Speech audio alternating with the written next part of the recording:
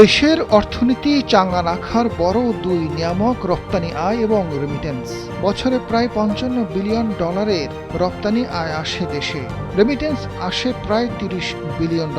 তবে হঠাৎ মধ্যপ্রাচ্যে ত্রিমুখী যুদ্ধে বড় ক্ষতিগ্রস্তের মুখে এই দুটি খাত। একই সঙ্গে ইরান হরমুজ প্রণালী বন্ধ করে দেওয়ায় জ্বালানি তেলের দাম বেড়ে যাচ্ছে।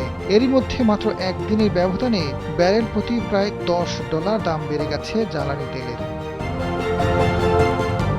আওয়ামী লীগের সরকারের বেসামাল দুর্নীতি, টাকা পাচার সহ লুটপাটের কারণে দেশের অর্থনীতি একেবারে ভেঙে পড়েছিল। গত 1.5 বছরে বিদায়ী অন্তর্বর্তী সরকার ভগ্ন দশা থেকে অর্থনীতিকে টেনে তোলার চেষ্টা করেছে। $15 বিলিয়ন রিজার্ভ $35 বিলিয়ন কাছে নিয়ে গেছে।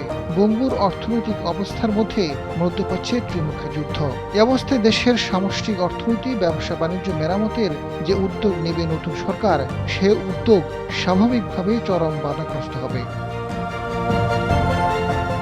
ইরানের হামলায় কাতারের জ্বালানি স্থাপনা চরমভাবে ক্ষতিগ্রস্ত হয়েছে।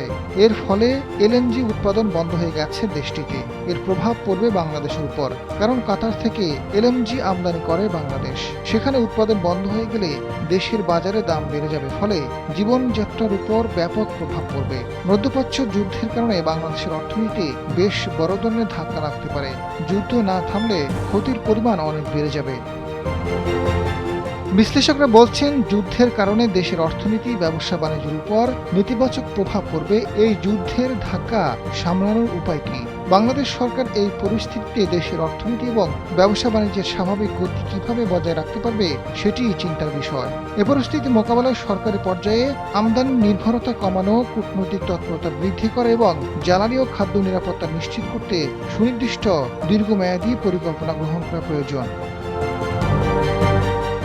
এদিকে যুদ্ধের কারণে আপাতত বাংলাদেশের চিন্তার কিছু নেই বলে জানিয়েছেন বাণিজ্যমন্ত্রী খন্দকার আব্দুল মুক্তাদির। 2-4 দিনের মধ্যে এই সংঘাত সমাধান ঘটলে জ্বালানি সহ নিত্য প্রয়োজনীয় পণ্য নিয়ে আশঙ্কার কিছু নেই।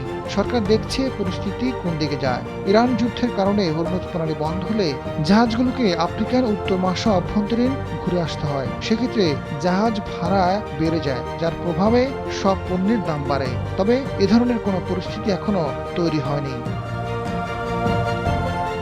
আজাদ ফারুক, সময়ের আলো।